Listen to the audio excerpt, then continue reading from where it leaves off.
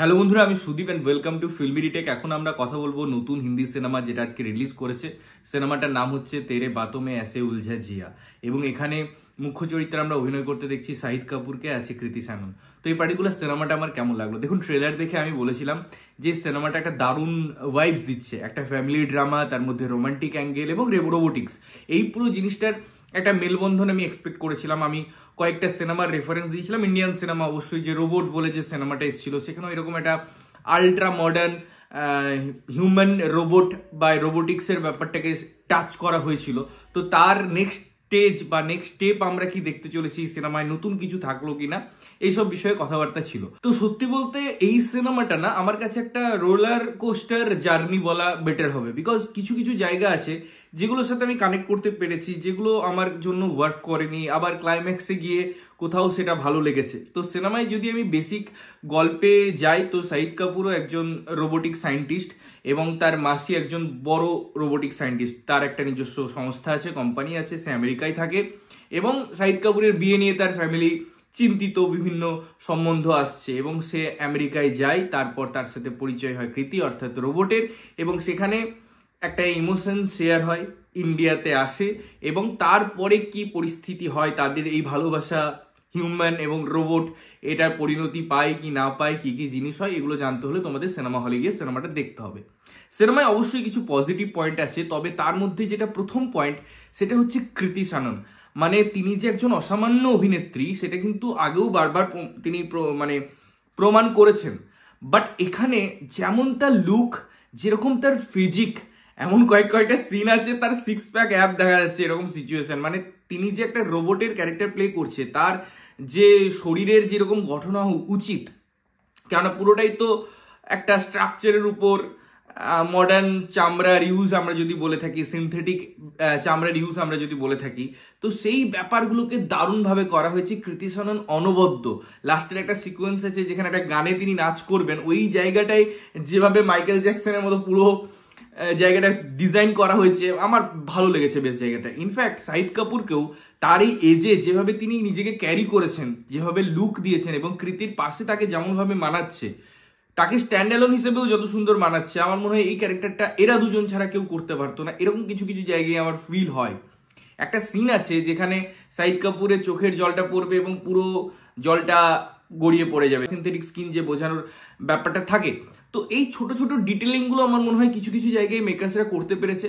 Second, এই সিনেমার music আমার ভালো লেগেছে। গানগুলো যদিও কোথাও গিয়ে আমার অপ্রয়োজনীয় মনে হচ্ছিল, জাস্ট মনে হচ্ছিল ড্র্যাগ করার জন্য, বা সিন এস্টাবলিশ সেভাবে হয় না, কাহিনী এগোই না, জাস্ট একটা কমার্শিয়াল ইম্প্যাক্ট দেওয়ার জন্য গান ইউজ করা হয়েছে বলে মনে হয়েছে। রাদার আমি যদি কথা বলি, একদম লাস্টের সিকোয়েন্সে যেটা গান ডিজাইন করা হয়েছে সেটা সিনেমার সাথে যায়, স্ক্রিন প্লে এগোতে হেল্প করে। তো এই ধরনের গানের জন্য আমার প্রবলেম নেই। বাট একদম ইন অ্যান্ড আউট আমি অন্য গান তৈরি করছি, হঠাৎ করে নাচতে চলে যাচ্ছে, এই জিনিসগুলো আমার ঠিকঠাক ভালো লাগেনি, স্পেশালি এই ধরনের সিনেমায়।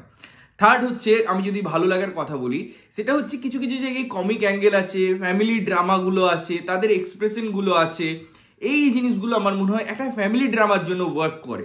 তার যে একজন অন্যভাবে ব্যাপারটা এক্সপ্লোর বা এক্সপোজ হওয়ার ব্যাপার থাকে, কেননা এই ধরনের সিনেমা মানে প্রথমেই মাথায় স্ট্রাইক করে যে এটা তো এক্সপোজ হবেই।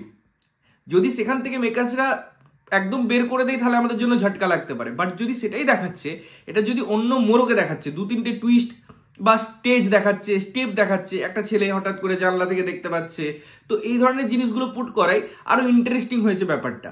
যেহেতু সিনেমা অনেকটা বড় দেখাতে হবে, তাই এই এলিমেন্টগুলো সিনেমাটাকে এগোতে হেল্প করে।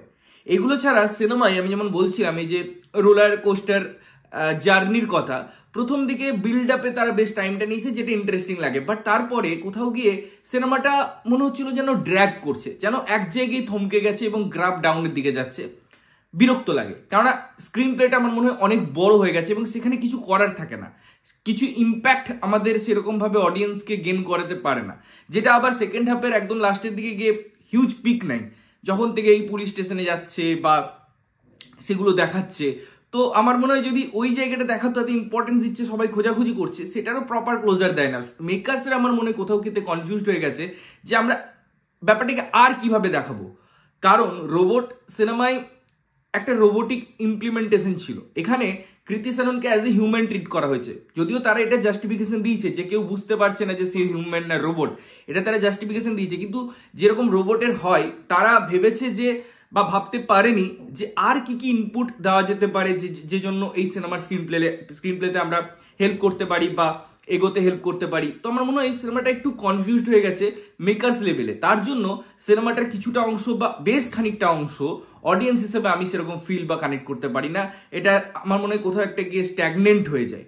আদারওয়াইজ সিনেমাটা আমি বলবো ওয়ান টাইম ডিসেন্ট ওয়াচ। সিনেমার মধ্যে যেমন এই যে চার্জিং এর ব্যাপার বা ছোটখাটো ব্যাপার আছে, যে কখনো একটা অ্যাক্সেস করার জন্য পারমিশন চাইছে, তো এই ছোট ছোট ব্যাপারগুলো আমার মনে হয় ভালোভাবে ওয়ার্ক করে। তো আমি বেশ মজা পেয়েছি একবার দেখার জন্য, সিনেমাটা দেখা যেতে পারে। তোমরা যদি দেখেছো তোমাদের কেমন লেগেছে অবশ্যই জানিও, না দেখে থাকলে অবশ্যই গিয়ে দেখতে পারো এবং দেখে জানাতে পারো যে কেমন লাগলো। ততক্ষণের জন্য ভালো থাকবে, সুস্থ থাকবে এবং সবসময় ভালো জিনিস দেখবে। চ্যানেলটা যদি প্রথমবার দেখছো লাইক কমেন্ট শেয়ার করতে হবে, সাবস্ক্রাইব করতে হবে যাতে প্রত্যেকটা নোটিফিকেশন তোমাদের কাছে পৌঁছায়। ততক্ষণের জন্য টাটা।